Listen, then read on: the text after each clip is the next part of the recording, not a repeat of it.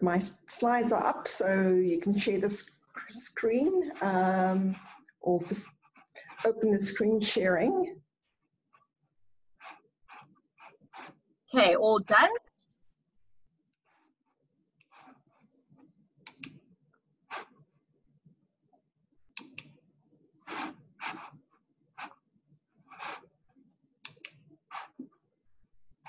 Excellent. Can everyone see that? Okay, super. So I just wanted to mention to you that the setup in this room is such that the camera angle is such that it might look as if I'm looking up to the heavens, as Ruth would say, but that's just the odd thing about this room, so I'm sorry about that. Okay, so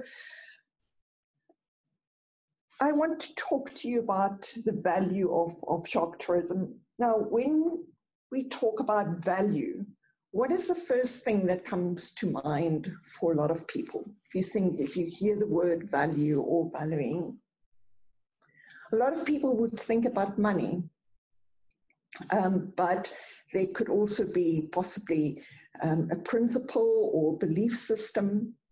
But most people would immediately think of the monetary value of shark tourism.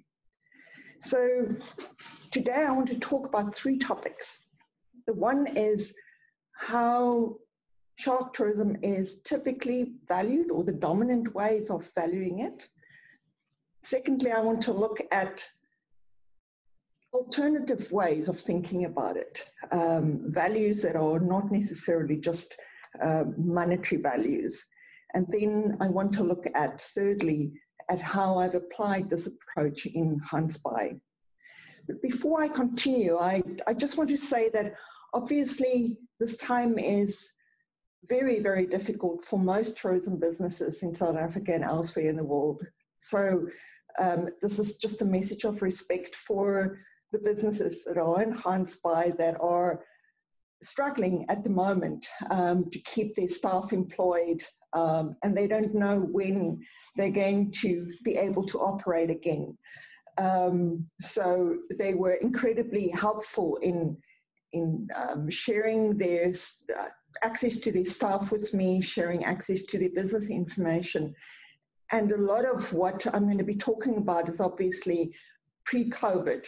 And I'm hoping that post-COVID, some of the good impacts that come from them will actually be increased.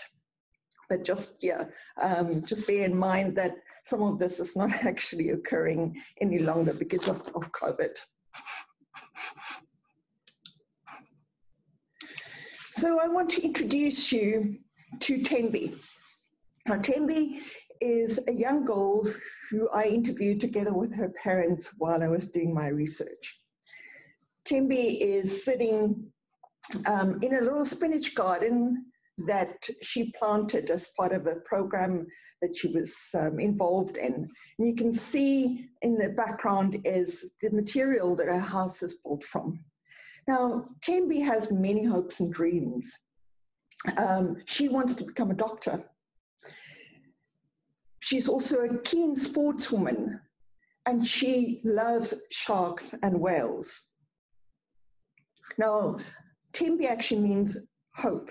That's the meaning of her name. She lives in Masekane, which is a suburb of Gansbaai.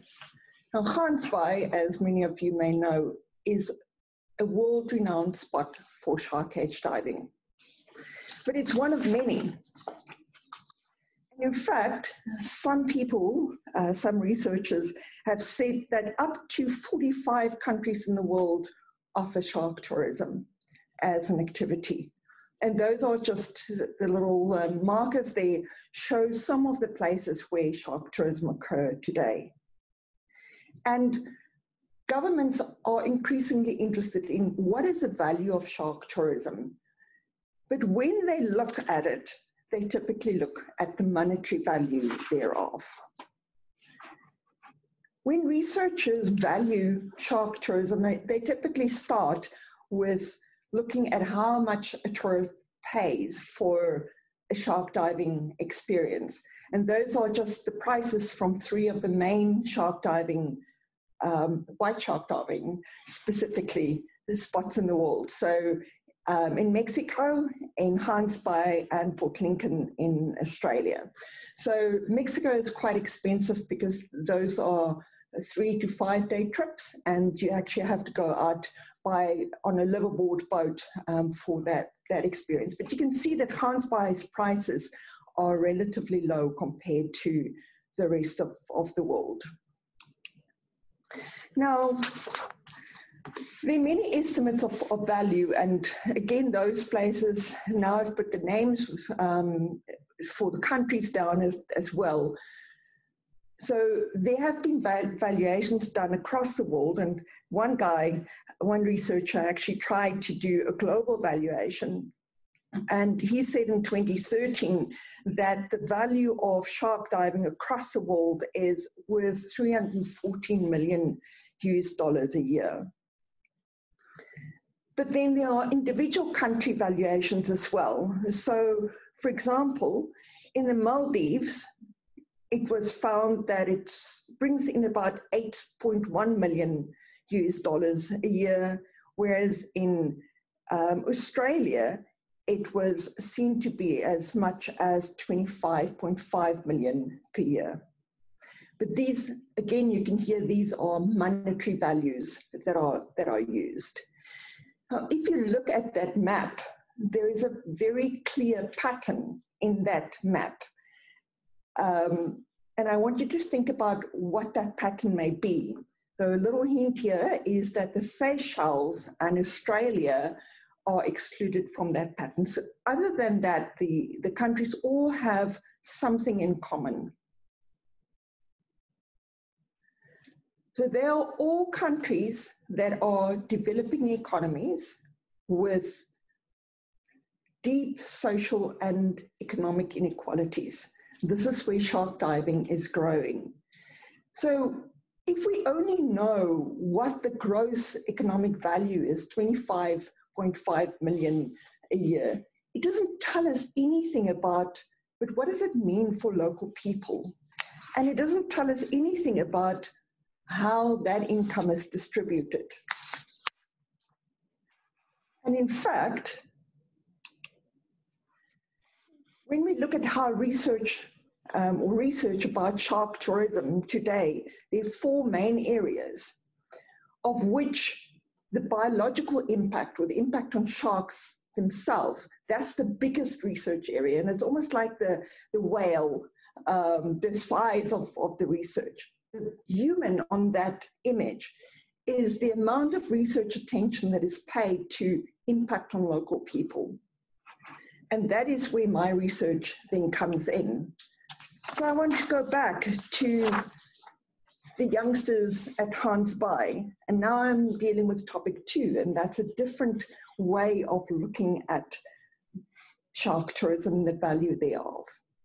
So I interviewed some of these kids and their parents and also staff in tourism business and the tourism business themselves. And one thing that came out as a dominant theme in the interviews with the children and their parents is that word of better. Better lives, better schooling, better education, better housing, better jobs, better income, a better future is what parents and the children consistently want. And that is their hope for the future, is that it will be better than previous generations. So then the question is, but does shark tourism do that? Does it actually contribute to better lives? If we know this gross figure of 25.5 million, or in Gansbaai specifically $4.1 million a day, it doesn't tell us much about, but how does it affect the lives of kids? Now, if we go to Gansbaai specifically, a little bit of context about the place for those of you who are not familiar with it. The images show some of the species that can be viewed from boats, typically in Gansbaai. So the great white shark, obviously, and then whales, penguins. The one image that is not showed here is the bronze whaler shark, which is now becoming more prominent in the area as a result of the change in the biology of the area and the fact that there are fewer white sharks around than before. So in Gansbaai is the center of, or one of the centers of white shark diving in South Africa. Obviously, there are other forms of shark diving or other species that are also popular. So, for example, in the Aleville Shoal and in Sodwana, there's shark diving as well. But that activity is a little bit different in that the operators there don't need specifically the permits that are required for white shark diving. So at Gansbaai, there are 8 shark diving permits, so 8 operators running shark diving trips, and that is a good portion of shark diving operators in the country. There are only 13 permits, so 8 of those are in Gansbaai, and that's why I selected that particular area. Now, if you look at Gansbaai a little bit closer, then it has an incredible human history. This is an image of Cliphot Cave, and what archaeologists found there are remains or artifacts or archaeological evidence of human habitation as far back as 70,000 years. It's one of the most important archaeological sites in South Africa and in fact globally in terms of how humans evolved and specifically the use of marine resources and also expression of art. So it has this incredible natural history and incredible human history, but it also has very deep social inequalities. So what you see there are some indicators of the social conditions. So you can see there, for example, household poverty of 41%, low and semi-skilled unemployment or employment of 78%, a school dropout rate 49%. That means almost 1 in 2 kids do not finish school. They do not matriculate. So that obviously leads to the high levels of household poverty. But those averages hide some of the deeper inequalities in the area. So I've put on screen there some of the stats from 2 particular wards in the area. And Ward 1, you can see the household income, annual household income is only 15,000 Rand a year. That's 1,250 Rand a month, which is very, very low. Whereas on the other hand, you can see Ward 3, which is the most affluent ward in the area, has some very different indicators. Now, if you had to think of the young guys in the picture at the bottom, the soccer players, which ward do you think they live in? So if you said Ward 1, you would be correct, because that is the reality of South Africa, is the very deep economic challenges and poverty that was left behind by colonialism and apartheid. So we have to ask, what is shark tourism then doing about addressing these inequalities? So now I want to look at what I have found and how shark tourism delivers value to local people in a way that goes beyond the monetary value. So the gentleman there, his name is Kwezi. He works for one of the shark diving companies. And what you see there is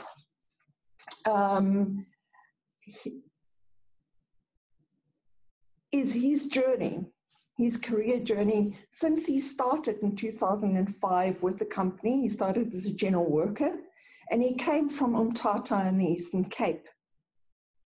He moved from there to Gansbaai looking for new opportunities and looking for a way to support his mother and 5 brothers and sisters. But he had no qualifications, he had no experience, he'd not completed schooling. So he found a job as a general worker on a boat. But it was full-time employment. And soon the company saw his enthusiasm, his skills with people, and they put him onto a course to be trained as a tourist guide, and he became registered as a tourist guide. So he went further on, he learned to speak strong English, acquired a driver's license. His company helped him to, with financial support, to buy a house and a car. And today, Kwesi is a co-owner in one of the businesses that they've set up. So you can see the economic support or the economic growth that Kwesi has gone through. But there is more than just the economic growth, and I'll come back to Kwesi. So many of these companies source their staff transport locally. Now, you can't see the name here, but the suburb name is here is Masekane. So this taxi is contracted by one of the operators, and they all have the same practice, or most of them have the same practice, of subsidizing staff transport, and they use a local business to provide that staff transport, but they reduce the cost for the employees by subsidizing that. Some of the staff are transported by the likes of Kwesi, who now has a driver's license, and he uses the company truck, for example. But this is money flowing to a local business through the payment for staff transport.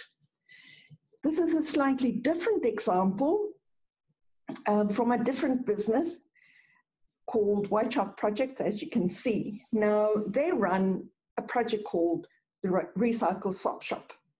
And what you see happening there is kids every Tuesday, it's not currently happening, but every Tuesday, kids collect recyclable materials and they pick up bags of it. They bring it along to this container that's been set up specifically.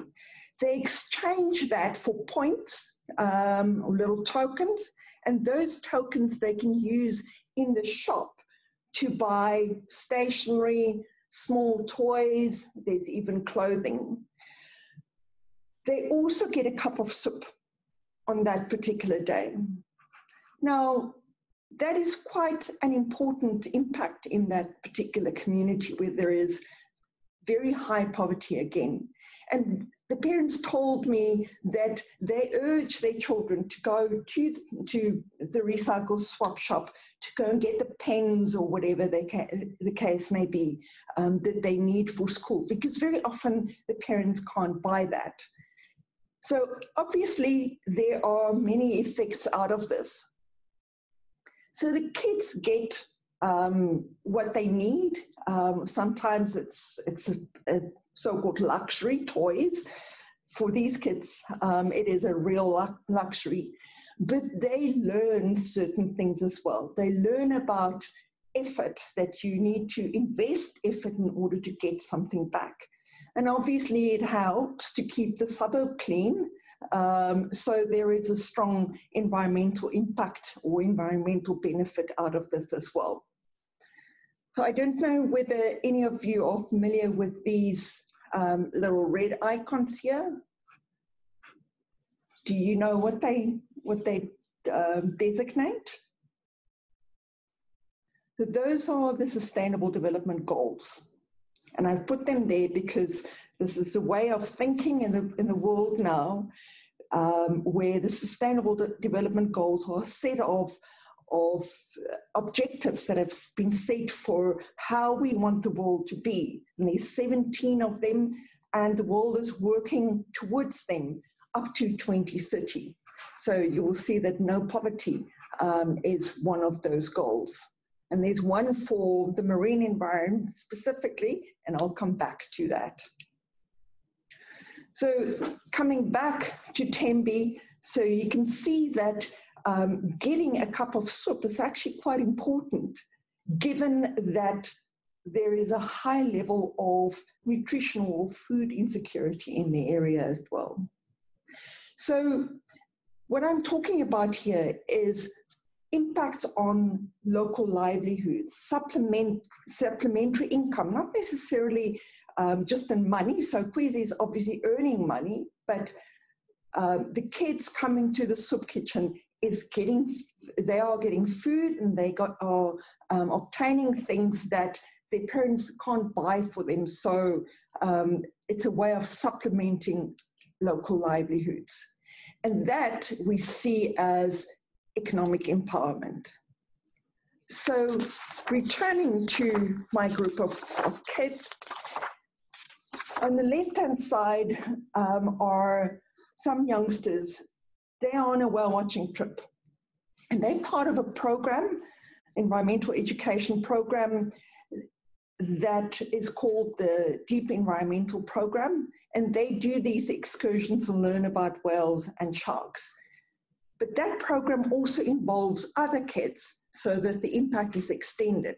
What you see here are the winners of a competition, a drawing and essay and coloring in competition. So for local school children, they each won a prize. They received food vouchers from the local spa, backpacks from the local council, and they also went out on a whale watching trip, learning about the ocean or acquiring ocean literacy in that process. And that brings me to SDG 14. So life below water, a big part of that is that people learn more about the importance of the ocean and the species therein and our responsibility in protecting them. I learned just yesterday that, and some of you may be interested in this, that obviously with COVID, the kids can no longer meet. But what these companies have done is they are now putting up an 8-week-long course for called the Deep Webinar, where they will address those topics that you see on the screen for youth. I will include the details, Ruth, in my email to you of, this is Pinky, so to mail Pinky if anyone is interested in this, in participating in these webinars. They start somewhere in July, and they typically focused on the grades 5 to 7, or that's their program is focused on that. It could be that these are for older users as well, but that's an opportunity. So going back to the DEEP program, part of that is also learning about wetlands, for example, collecting rubbish on the seashore. But it's not just about cleaning the beach. It is also recreational opportunities. Now, these kids live 2 kilometers away from the sea. But if you talk to many of the people living in the residents in that suburb, they've never been to the beach. So after each beach cleanup, there is some time to spend swimming or playing in the water, which is important for kids. Why is this important? So what researchers tell us is that when children are exposed to nature, actively involved in nature through programs like these, they are more likely to value nature when they are older. Some of them then build up enough of an interest to create a career or choose careers in that direction. And also, if the program is structured properly, they can gain skills around language, mathematics, etc. And some of them then start performing better at school. which obviously in terms of better careers, better incomes, better jobs, that's quite important. So that's a potential value. Now, unfortunately in Gansbaai, we don't know enough about these programs yet because they unfortunately do not do a baseline study when the kids start to know what the actual knowledge is about the sea and the ocean and nature, etc., and also what the academic performance is at that stage. So that's one of the recommendations that I'll make to them, is that they need to start monitoring their programs a little bit better. One of the great things that's happened in Gansbaai is that because of the work with the youth at primary school level, the high school kids have become more interested in doing marine science as a subject. So there was a marine science club, which still exists, but there's now something more. And that is that Gansbaai Academia is one of, I think, only 3 schools in South Africa that offer marine science as a subject.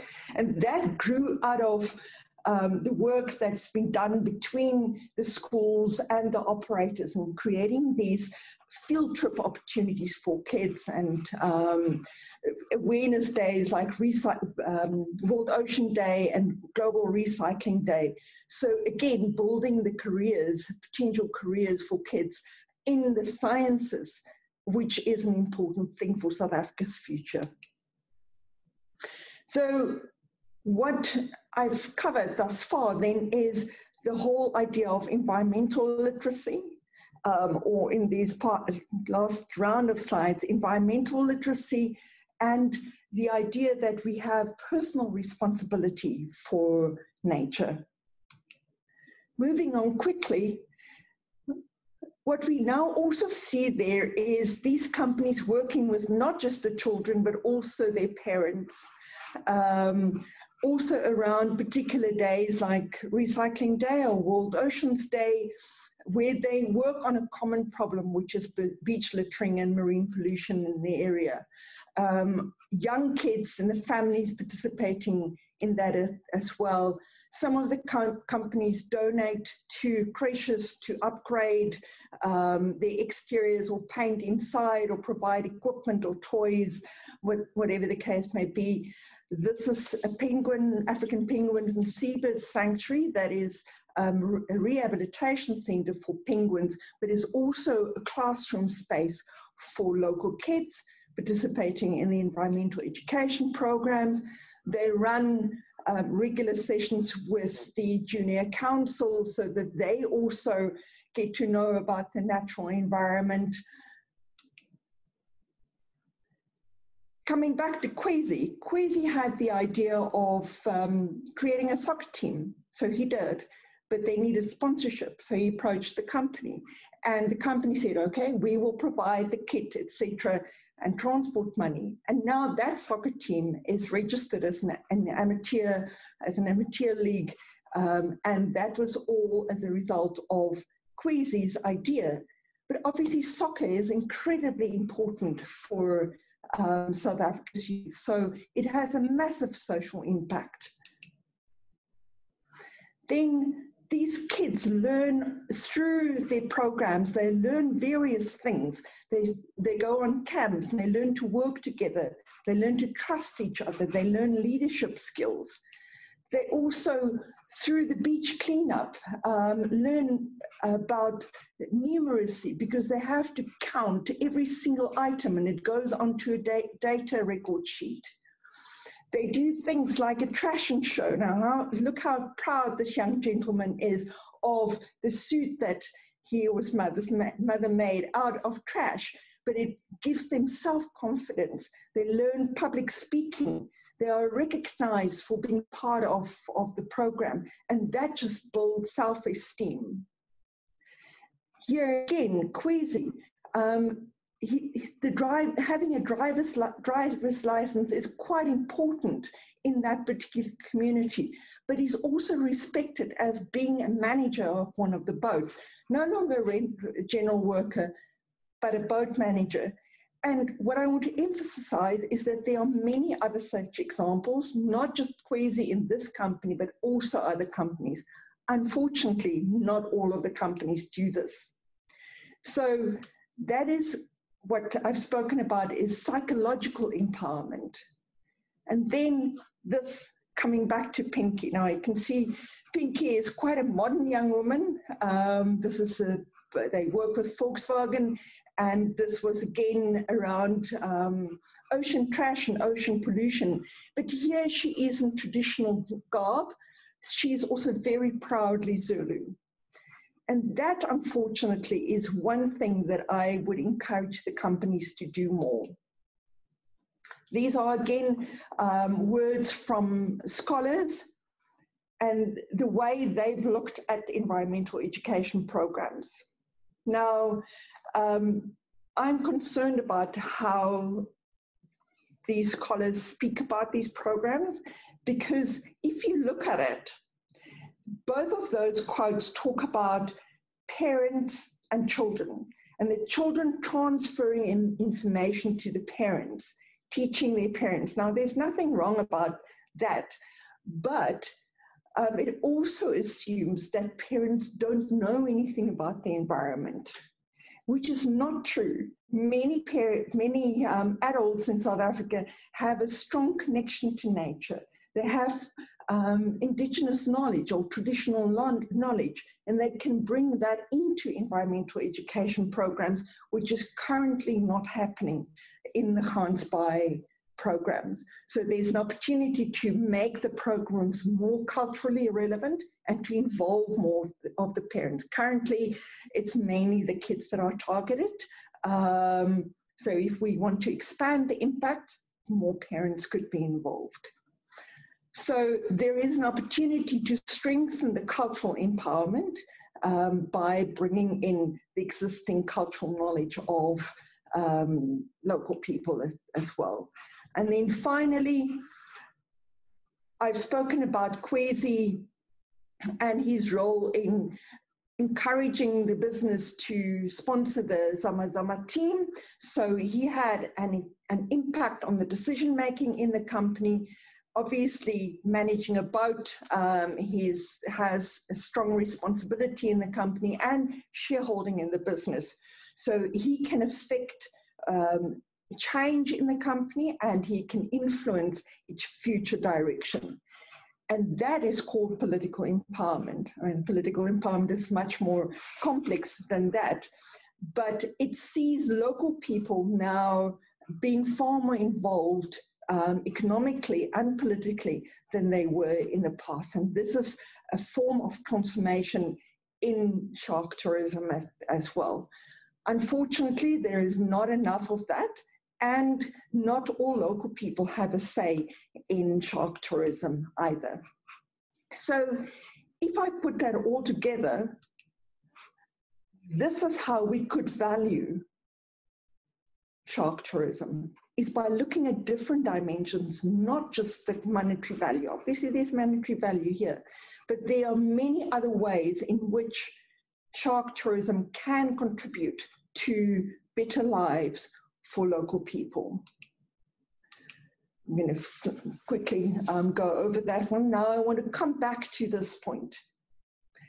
And again, this analogy of the whale and the human being.